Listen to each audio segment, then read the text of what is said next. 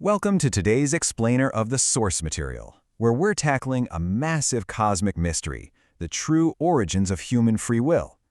We so often view human history entirely through the lens of physical events on Earth. But the esoteric sources we are exploring today argue that the most pivotal moments in our development actually happened on a vast cosmic scale, long before our physical Earth even existed. We are going to look behind the veil to understand the spiritual science that describes exactly how humanity acquired its defining characteristics.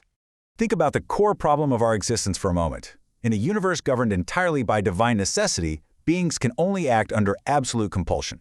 True freedom is completely impossible. Imagine an environment where every entity operates under the overwhelming gaze of the divine. Doing the right thing isn't a choice, it is an automatic reaction.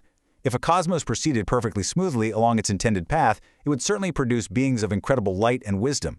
However, those beings would lack independent consciousness. They would be perfect, but they absolutely would not be free. To have free will, there has to be an alternative, which inherently requires some form of resistance. To understand how this resistance was deliberately introduced, we need to trace our spiritual evolution across some incredibly vast cosmic epochs.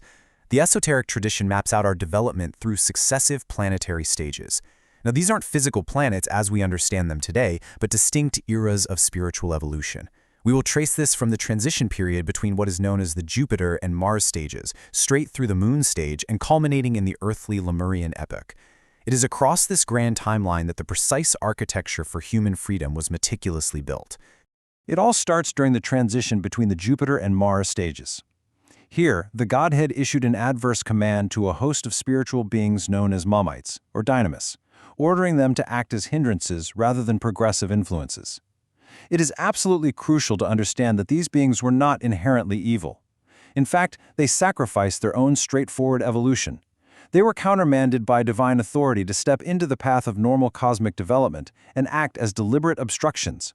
This introduction of cosmic hindrances is what esoteric history refers to as the war in heaven. It was not some chaotic rebellion, but a deeply purposeful intervention. Think of it as a cosmic strength training exercise. The sources point out a brilliant principle. Pushing against a cart loaded with heavy freight develops far more physical strength than just moving without any resistance at all. In the same way, the Godhead permitted these spiritual obstacles to ensure humanity would become stronger by overcoming them. If the path of evolution were perfectly smooth, the beings traversing it would remain weak in their independent capacity. By placing these countermanded beings across the stream of development, the ruling cosmic powers ensured we would face resistance. This divine resistance was the exact heavy freight required to build our spiritual muscle, our resilience, and eventually, our independence. This tension really peaked during the subsequent Moon stage. At this point in cosmic history, the beings we refer to as angels were actually passing through their own phase of development, equivalent to the human stage. The presence of these newly introduced hindrances created a very turbulent, stormy environment. Faced with these cosmic obstacles, the angelic ranks divided. Some withdrew upward, choosing to remain with the progressive gods and refusing to engage with the turbulence below. But a second group made a fateful decision to hurl themselves directly into the hindered stream of development. The angels who chose to plunge into that hindered stream ended up hardening their own nature. Esoteric history terms them the Luciferic beings. By throwing themselves into the obstacles created by the Migites, these specific angelic beings absorbed those chaotic forces into their own bodily shields. Their nature became denser. They took on the direct consequences of the war in heaven and transformed into the active tempters and agents of spiritual resistance for all the evolutionary epochs that followed. Fast forward to when Earth evolution begins, specifically during the Lemurian epoch. Humanity was just reaching the stage where we were beginning to form our independent ego, our true sense of I. Because the Luciferic beings had lagged behind in their own development, they couldn't access this higher human ego directly. Instead, they targeted the human astral body. They crept in from all sides, embedding the turbulent results of that original cosmic war deep within our emotional and spiritual framework. The effect of this was monumental.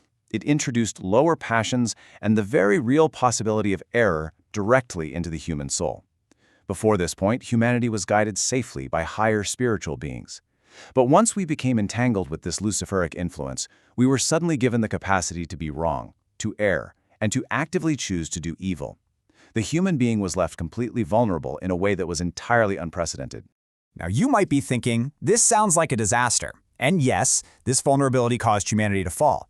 But the sources emphasize this was actually a necessary, divinely ordained detour.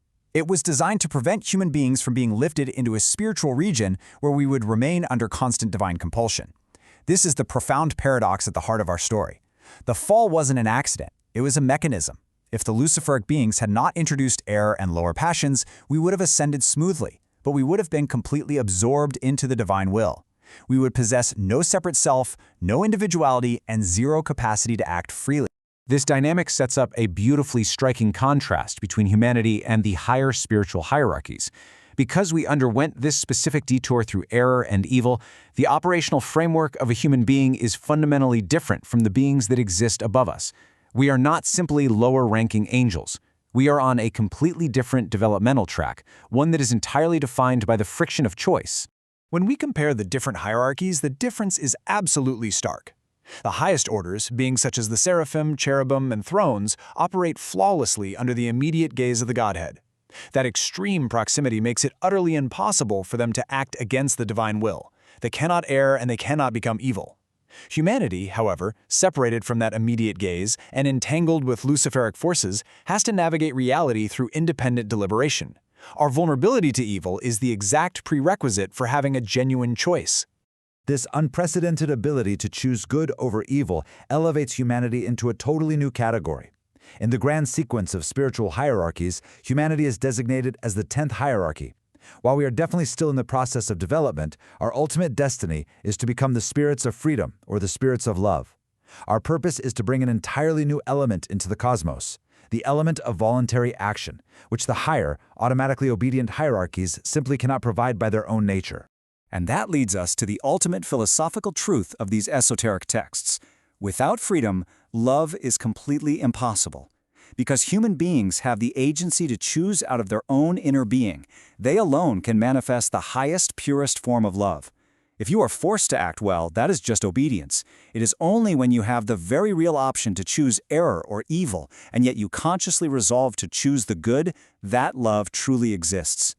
The entire cosmic detour, the introduction of hindrances, the fall itself, it was all the necessary groundwork to make genuine love possible in the universe.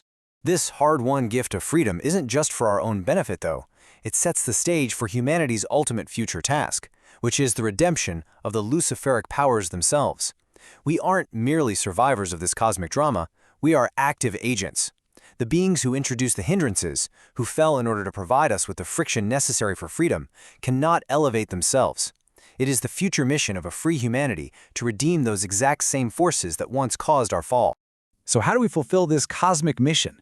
The texts explain that as humans voluntarily receive the Christ impulse into their ego, they gain the power to extinguish their own lower qualities. This is where the historical and spiritual act of the Christ figure becomes so essential. It is about freely accepting a spiritual deed into the core of the ego. As we use this power to master the passions embedded in our astral bodies, we simultaneously liberate the Luciferic beings who have been bound there since the Lemurian epoch, guiding the entire cosmos to a profoundly higher state of evolution.